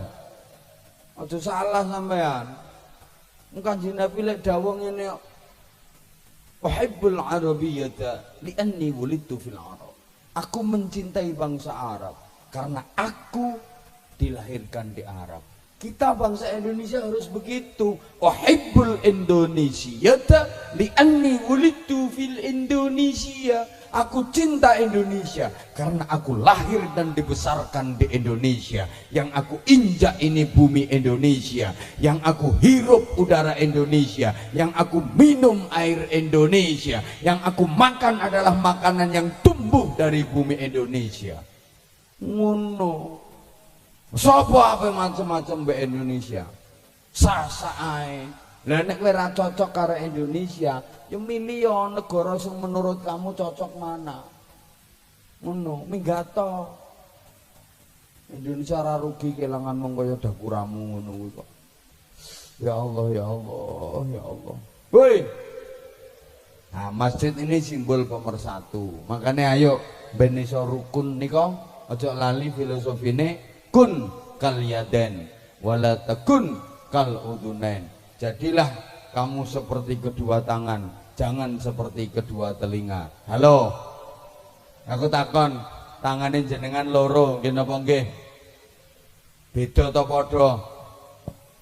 Kok iso padha iki tanganmu kiwa karo ngono apa piye? Beda, kiwa ambek tengen kok. Beda ta nggih? Beda, tapi rukun. Bukti tanganmu sing kiwa kok gatel, tangan tengen rasa diceluk, rasa diundang, moro, gatel to piye? Iya, kene tak kukur. No. Engko sing tengen gatel ya kiwane teko, kowe gatel ya ne tak kukur. Lho, kiwa tengen gatel karo kukur-kukuran. Maknane apa? Nek ana tanggamu kesusahan, ana tanggamu keribetan, ana tanggamu lara, tili ana, ora usah kathek takok partene apa, milih caleg sapa, biyen kepala desa milih calon sapa, ora usah takoki ngono. Woi, woi, wong tanggane lara wis megap, apa niliki leren rapat. Iki biyen milih lurah sapa, milih calon sapa, kuwi Islame apa, NU apa Kamandia, kuwi partene apa, selak modar wonge. Paham mboten? Ya Allah, iki beda tapi rukun, terus pengerten. Delok nek dikelembean mlaku kae. Kapan sing tengen maju, kiwa mundur. Kapan kiwa maju, tengen mundur. Maju bareng, dadi vampir kowe. Pengertian. Padahal tugasnya beda loh kiwa mbak tengen wi. Tengen ini bagian sing apik-apik. tanda tangan nganggo tangan, sing banter to tanda tangan nganggo tangan, salaman nganggo tangan, manggakno tamu nganggo tangan, dada nganggo tangan, kiss bye cium jauh nganggo tangan. Mah sing bales tuwek. Ngarepku pinggire kuwi kok tambah sing tuwek. Nampani dhuwit nganggo tangan. Tapi tangan kiwa gak tahu iri, gak tahu demo, gak tahu protes. Dhek sadar pancene aku seksi kebersihan no.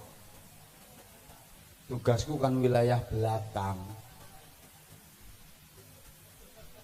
Ora tau demo eneng tamu ya meneng ae ra arah kok menggah ora.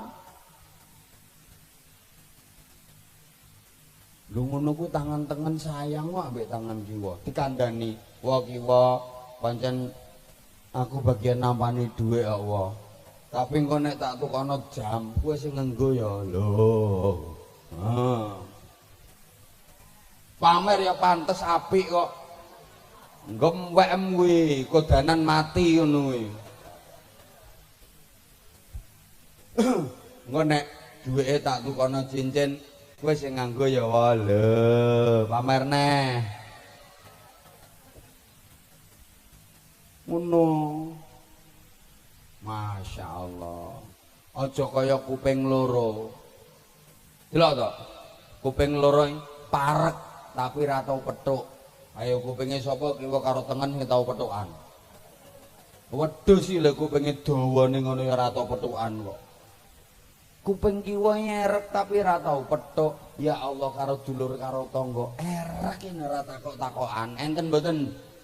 Eneng, lha iki kudung ireng ambek kudung ijo kuwi.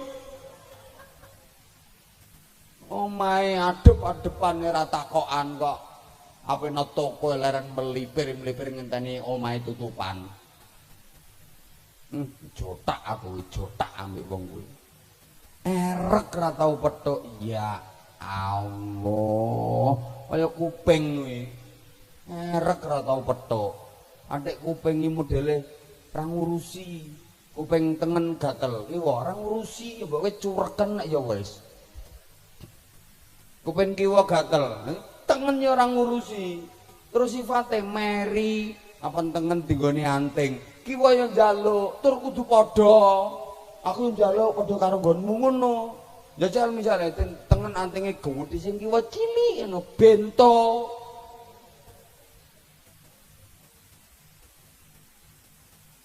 Woi. Woi. Paham betul? Nah, terus tangannya ana drijine 5 nggih mboten. Driji 5 niku padha napa beda? Astagfirullah. Beda kok. Wong ukurane beda. Dawa ndeke beda, gedhe cilike beda. Dhuwur ndeke beda, jenenge beda. Iki jempol, iki penuduh, iki penunggul, iki manis, iki jentik. Beda-beda. Jempol iki sapa? Jempol iki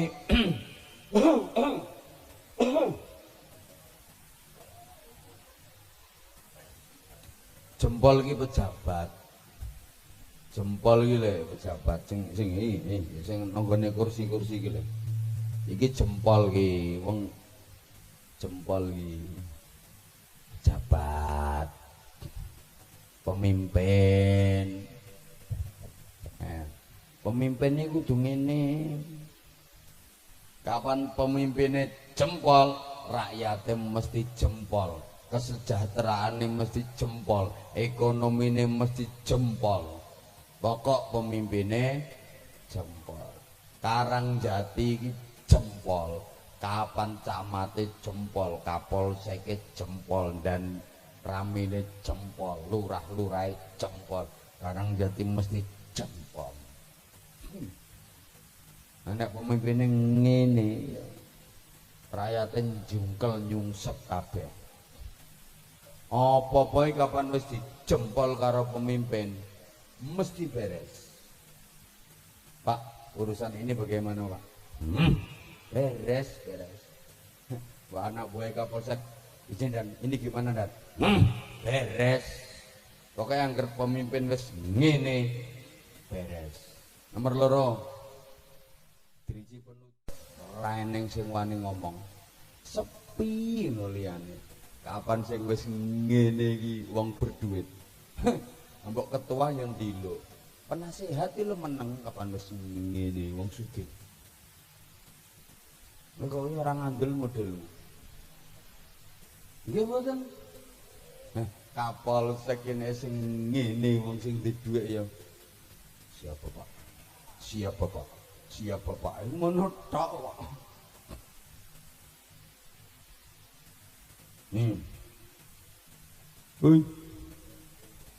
nah sing tengah iki kopoti dhewe dhuwur dhewe manggone nang tengah-tengah tidak ke kanan tidak ke kiri dia netral tidak kemana-mana tapi ada di mana-mana milik semuanya siapa TNI Polri gede dhewe dhuwur dhewe mangkane TNI Polri ini milik semua golongan dia nggak boleh kemana-mana tapi harus ada di mana-mana netral jangan sampai ikut terlibat dalam politik praktis gak oleh kudu netral kan mulane iki ora oleh diduwi raneng wong suwit nganggo driji tengah raneng suwit dleng ra oleh iki bledhet kok menangan nih ra oleh didu mulane TNI Polri ojo didu hancur negeri ini kalau TNI sama Polri didu iki gede dhewe kuat dhewe duwe senjata duwe pistol lah pistolmu pistol apa gombyok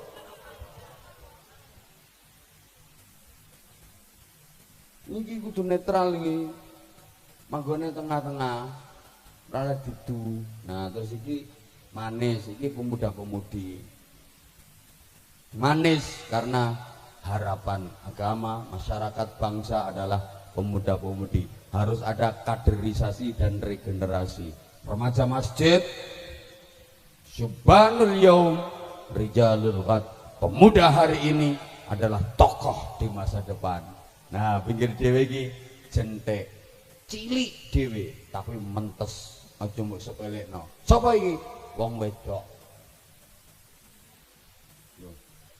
ketoke cilik tapi aja mbok remehno jentek najan cilik mentes ana perkara ada hal masalah yang jari 4 besar-besar ini nggak mampu menyelesaikan ternyata yang bisa menyelesaikan adalah jentek contoh urusan silit pitik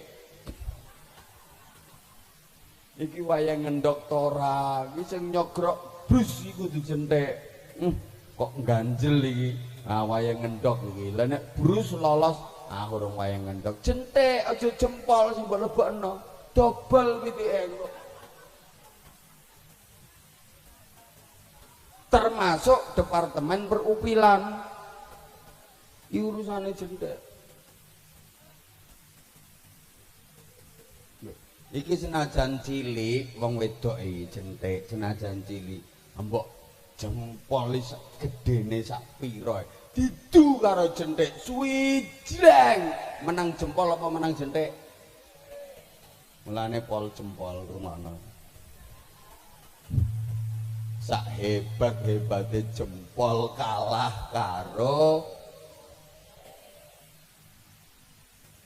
ana Kapolsek dicopot jabatane lho gara-gara katut jen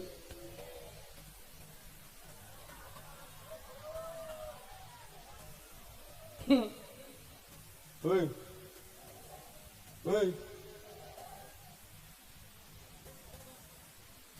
akeh wong kelangan jabatan yo gara-gara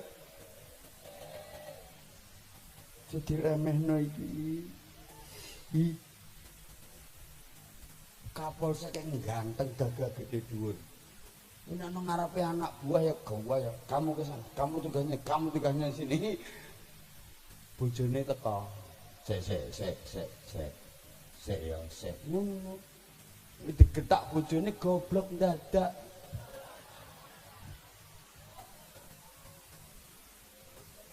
kandhane kiai yo ngono. Ketoke alim pengalaman ceramah kaya yo ngetokno dalil nang njaba nang ngarepe bojone. Rawani nerusno aku. Ndak wonge krungu.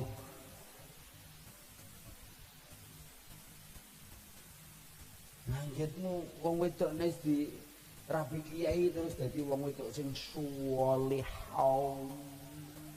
Wah.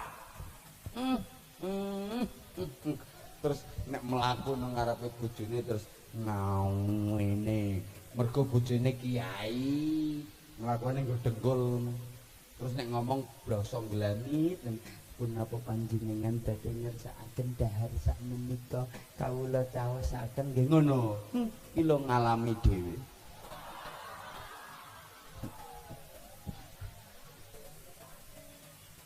Kandhane jempol iki kalahe karo tapi jentik kuwi aja mlete aja endel. Sak ayu-ayune jentik mesti takluk karo sing berduit. Ayo disuit ditusui jleng menang ndi. Jentik nek wis kadung kena sing berduit.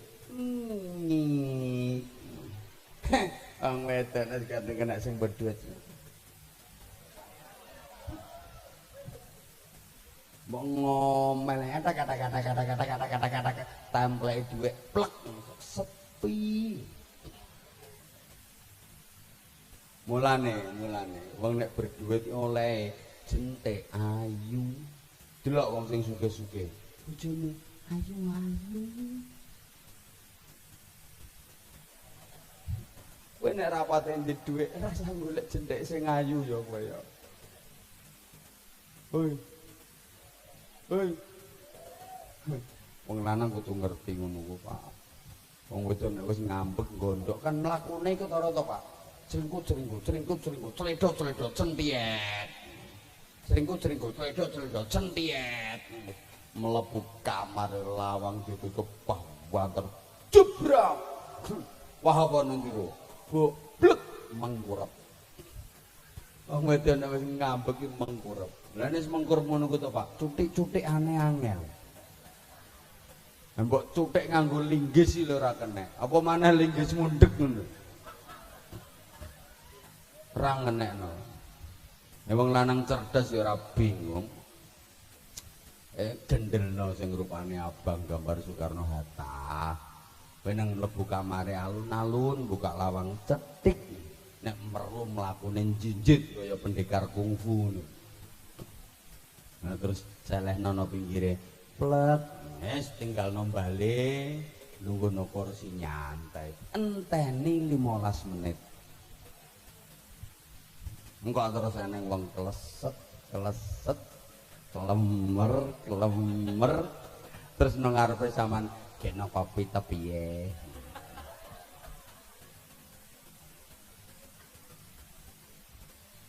lho guyu wonge wonge guyu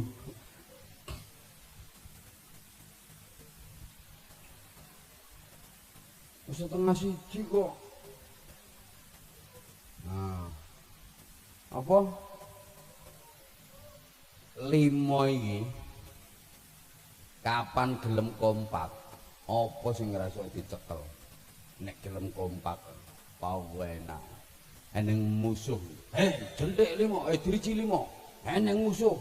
Ayo dilawan. Gegem jotos bareng gerak. Pawena kompak. Jajal nek ora kompak. Gegem gerak sing gelemek loro tok. Ngene. Jotos capopo ngene iki. Sing loro ora kompak, sing telu ora kompak. Jajal. Samana pawon lebu ngulek bumbu. Driji 5, kita mau ngulek bumbu. Nyekel ulek-ulek gerak. Nyepo enak.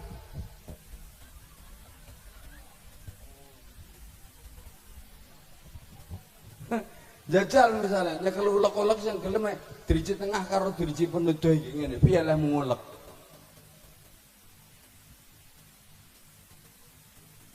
Lah iya kandhane nek kon kompak apa-apa nek kompak penak kok. Ya. Nah, iki masyarakat kudu sing apik. Wis jam 12:30. Panitia 5 orang naik ke panggung. Ayo panitia. Panitia. Malah seneng ya. Ayo wong 5 panitia tak paringi sarung. Wis mari ngene nek didongani jam 12:30 kok.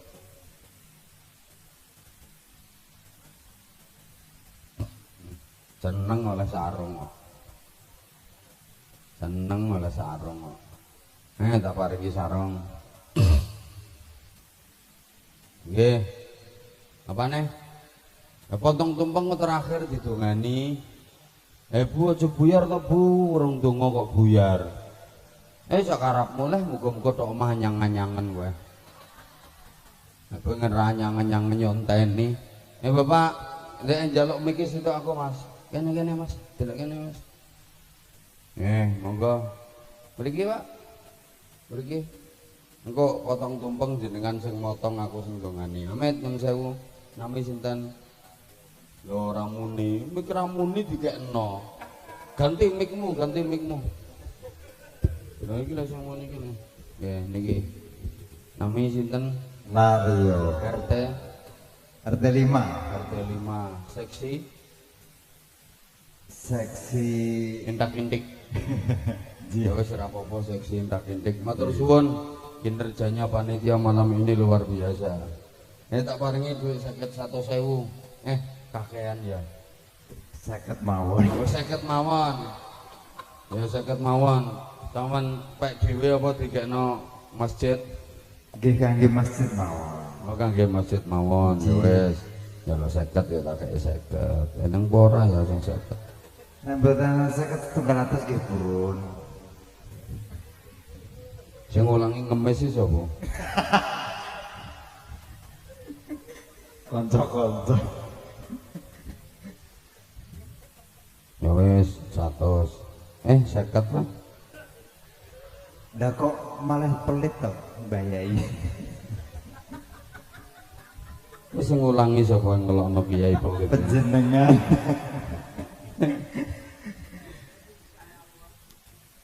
Menengo kowe. Ora ngarah tak keno kowe kok. Ya 100. Kana masjid yo. Nggih, matur suwun. Sarunge sapa apa iki? Cap Fiesta. Iki lho. Niki Fiesta iki apa jenenge motif? Oh, motif. Ya Allah ya Karim. Cap mangga. Mangga. Matur suwun Bae. Nggih. Sapa ngomong sponsor? Panitia dikai sarung kok. Ning kiai ceramah dikai sarung. Saking apike wong. Kowe gelem nomahku tak Sherlock. Ya, nami Ahmad Yasir. Ahmad Yasir. Ya matur suwun kinerjanya panitia luar biasa. Sarung mangga. Nek tumbas sarung mangga iku apa sarunge sampean elek. Nggih. Damel cap mangga apik. Nggih. Tak paringi duit 1.200 dipek dhewe apa didelekno masjid apa? Masjid. Tenan. Nggih. Nggih. Kuwi kelakuanmu iki paron-paron. Mulane ora tak kei. Nggih, matur suwun, Pak. Monggo setunggale. Lemu dhewe sampeyan. Asmane sinten? Amin Sutekno. Bojone sampean lemu to puru? Cekapan, sedengan.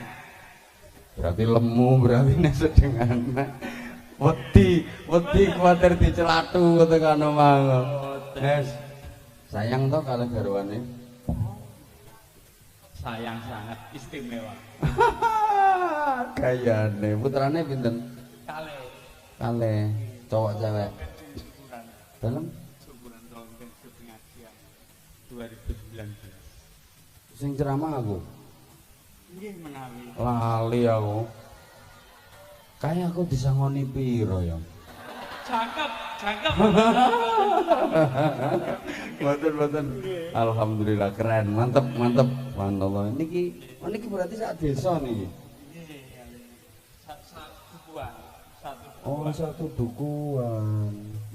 Masya Allah. Lali aku nek tau ngaji nang desa kene. Ya wes rasa sareng. Ya Allah nggih. Nggih, matur suwun. Tak paringi. Gas, lho kok entek isine. Terus suwun. Nggih, kana masjid.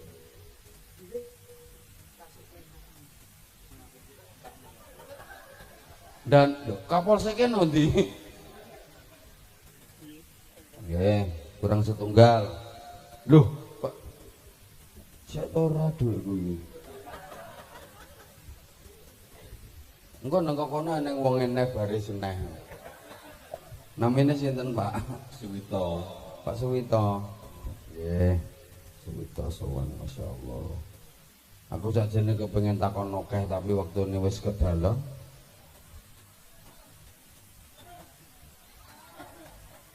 Nek pengen nonggonku, nek pengen. Matur suwun, sarenge cap mangga. Matur suwun. Oke, ingat Anwar Zaid ingat mangga. Padha karo sarungku ki lho Bu, sing tak gawe ku ya cap mangga. Endorse. Wis dhuwit to dereng mau? Wis ta urung ndek. Rokok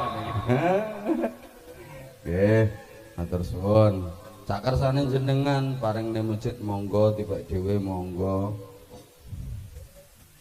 nek namine sinten panitia wis roh aku nek sampean panitia namine sampean lho sinten paniti lah iya sampean lak panitia. Kula pun ngertos lek sampean panitian. Kula tanglet namine sinten? Nah, panitia niku ngangge T kan. Niki ngangge D. Nggih. Paniti. Panitia. Oke model anyar iki. Model anyar panitia. Ya wis mboten napa-napa, Bapak. Pun matur suwun, Pak. Ngapunten.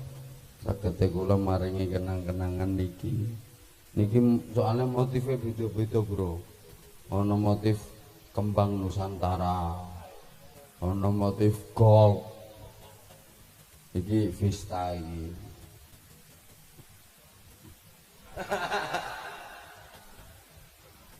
kula maringi hadiah emang ngono nek tuku sarung cap mangga. Tersuwun entek wisan jatahmu kowe engko grup iki mangan tumpeng iki ae ya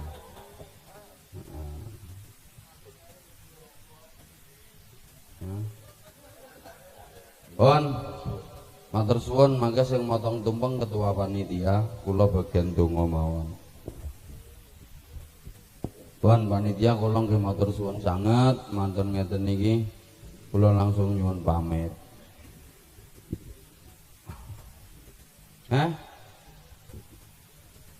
Iya tak dongani. Monggo jenengan kari ten mriki. Kok dipotong sik apa didongani sik ngene iki? Potong dhisik. Mosok dongani sik lagi dipotong. Mosok mangan sik lagi ndonga. Nggih karepe. Nggih, ndonga muga-muga Masjid Al-Falah niki makmur. Nggih, aja nganti masjidé kelodoken. Ngertos masjid kelodoken. Masjidé gedhe tapi isine mosaidi kan lodok to. Apa-apa enak sing pas timbangane kelodoken. Muga-muga masjidé makmur, saged dados wasilah masyarakate solih-solihah, gesangipun tambah barokah. Al-Fatihah. A'udzu billahi minasyaitonir rajim. Bismillahirrahmanirrahim.